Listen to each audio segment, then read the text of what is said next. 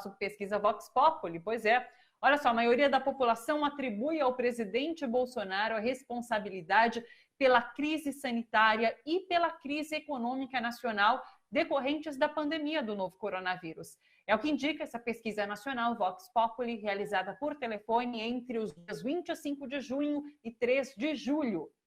O levantamento aponta também, veja só, que aumentou a avaliação negativa do desempenho de Bolsonaro desde a última pesquisa, que foi realizada em abril. Na época, olha só essa setinha vermelha, 38% avaliavam negativamente a gestão do presidente, agora são 44%. Já a avaliação positiva caiu de 35% para 31%. Bom, quem nos ajuda a entender os resultados dessa pesquisa é a historiadora, mestre em sociologia, pesquisadora e professora Jaqueline Quarezemin. Oi, professora Jaqueline, tudo bom? Olá, como vai? Tudo bem? Thalita? Tudo bom, sempre muito bom falar com você, professora. Bom, vamos dar uma geral primeiro nessa pesquisa. O que mais te chamou a atenção? Então, eu tenho que colocar esses aspectos técnicos que, por exemplo, tem duas variáveis na pesquisa, que é sexo e idade.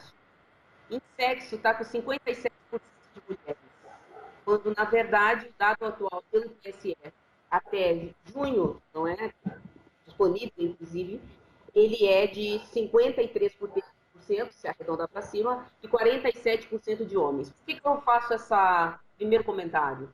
É porque a amostra, ela é tudo em pesquisa de opinião. Você tem a variação de margem de erro, não é?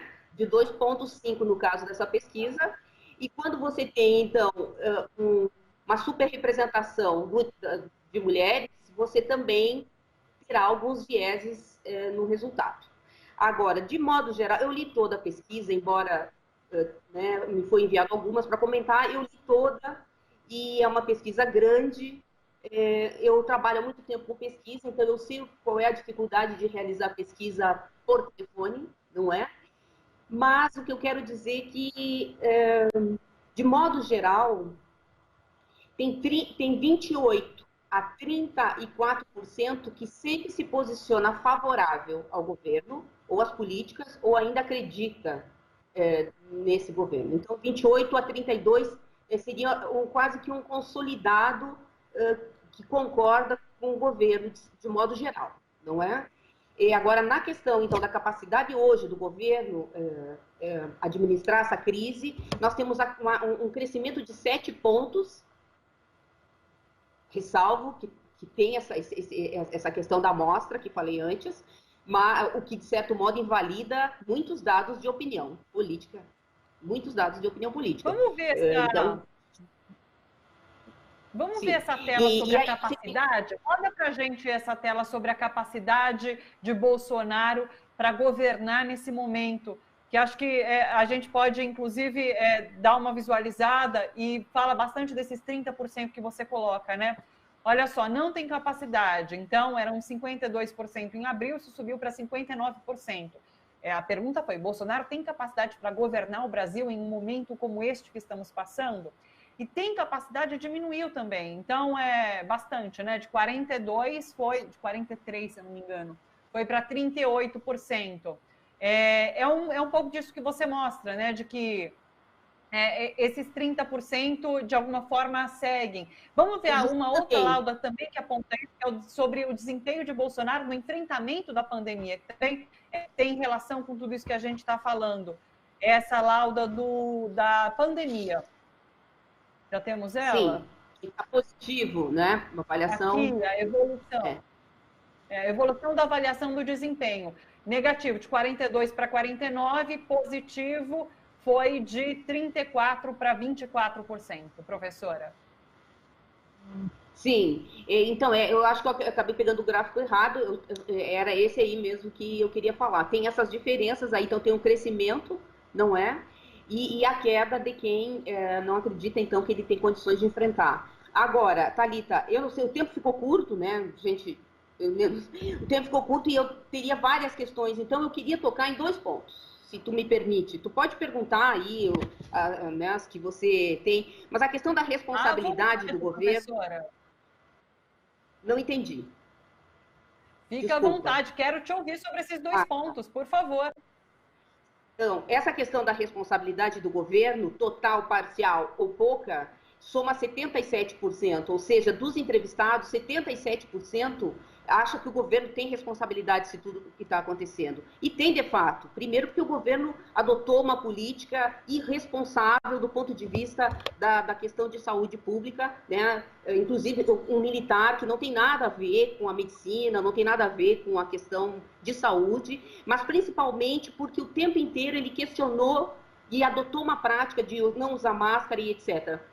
Para a população em geral, o presidente é a instituição máxima no país, em que pese ele está errando ou acertando, para a população ele é o presidente. Então, jamais isso poderia ter acontecido. Isso fez uma confusão na cabeça das pessoas e elas não acreditam mais em questões que são sérias, como o cuidado. Tanto que nessa começo, assim, essa reabertura inicial, nós temos aí o aumento em algumas cidades que já estavam diminuindo. Então, assim, ó, o que aconteceu, está acontecendo nesse país é de uma irresponsabilidade muito grande e tem que responsabilizar junto com isso o Congresso, porque afinal estava mais preocupado em fazer um campo de alianças para garantir o centrão no poder e dar, de algum modo, governabilidade para Bolsonaro, do que enfrentar essa questão seriamente, não é? O Judiciário ainda teve uma postura, o Judiciário, vamos dizer aí, o Supremo teve uma postura mais crítica, tentou aí se posicionar mais, mas de qualquer modo, essas esferas de poder, elas conversam muito. E a população em geral, na qual nós nos incluímos, em que pese estudarmos a vida toda, em que pese ocuparmos cargos, direcionarmos uma série de ações sociais, etc., o que acontece? Nós ficamos à mercê desse campo pretensioso, político, jurídico, né, que envolve o executivo e o legislativo e o judiciário nesse país. Então, o que aconteceu e está acontecendo é grave.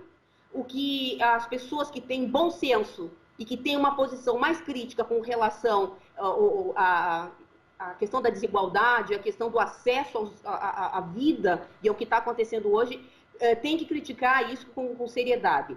Voltando para a pesquisa, tem dois aspectos que eu gostaria de colocar. Um, é uma pergunta...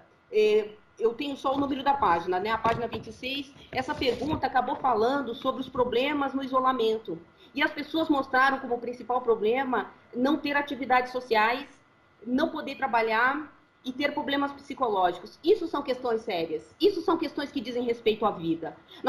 As pesquisas de opinião continuam focando no poder político, quando, na verdade, elas deveriam já estar investigando questões que as redes discutem, que são questões da vida e do cotidiano nosso, que são bem maiores que as disputas dos partidos.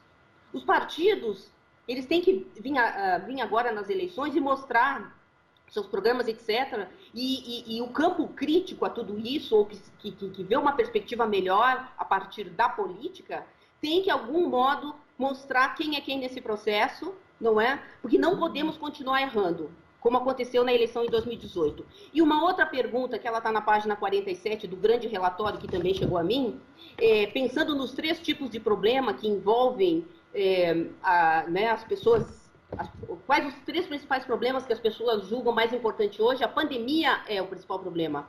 Quer dizer, você tem 49% que disse a pesquisa, mas se considerar a margem de erro, teria 51, não é? 51,5 a 47,5. Então, o que acontece? Essa é uma questão séria, essa é uma questão de fundo. A política continua nos 30%, porque o interesse geral na política é em 30%. E outra questão que eu gostaria de trazer para aqui é um dado que há muito tempo Latino Barômetro, Latin Panel, vem trabalhando, que é esses 28%, 30% de conservadorismo na América Latina, e principalmente no Brasil, onde as pessoas sempre concordaram com regimes militares, etc.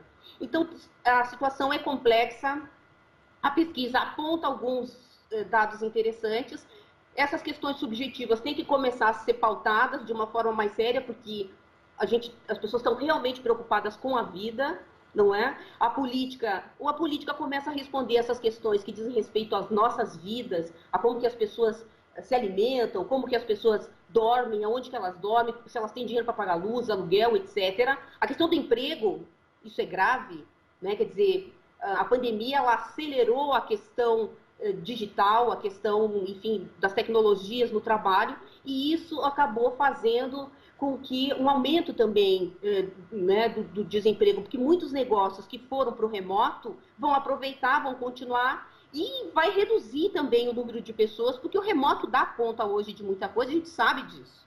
Afora daí o comércio, as lanchonetes, tudo que fechou, que não conseguiu financiamento do governo.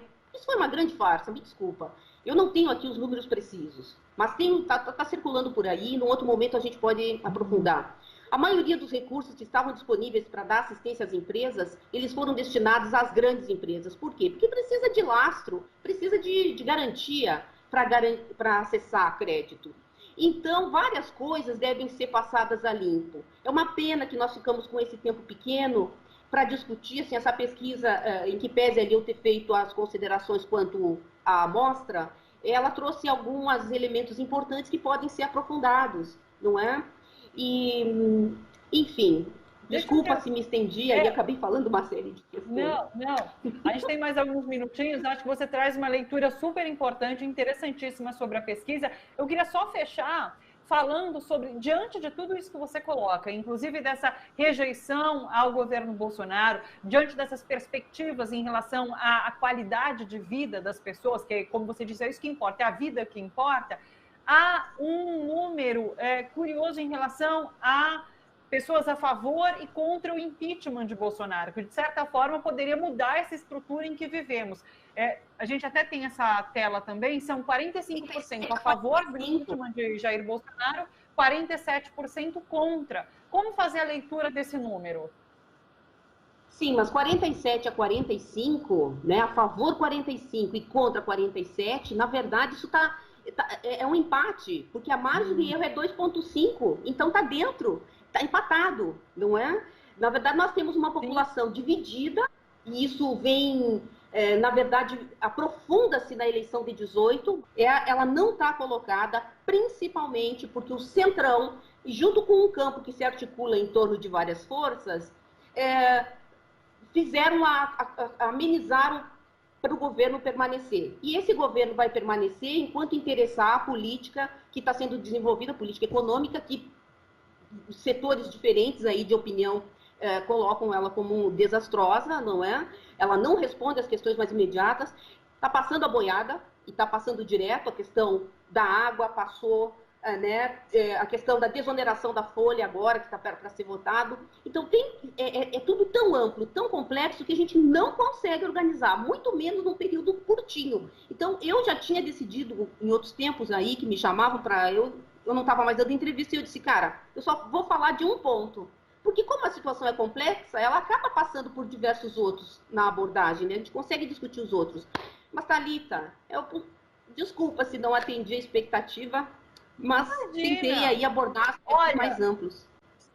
Claro, professora Jaqueline, já fica o convite para você retornar aqui. A gente tinha conversado com a professora no começo do ano, quando ainda estávamos no estúdio, ela participou ali com a gente, e agora que voltamos a nos encontrar, mas vamos tornar mais frequente esses encontros, porque você sempre agrega muito ao nosso programa.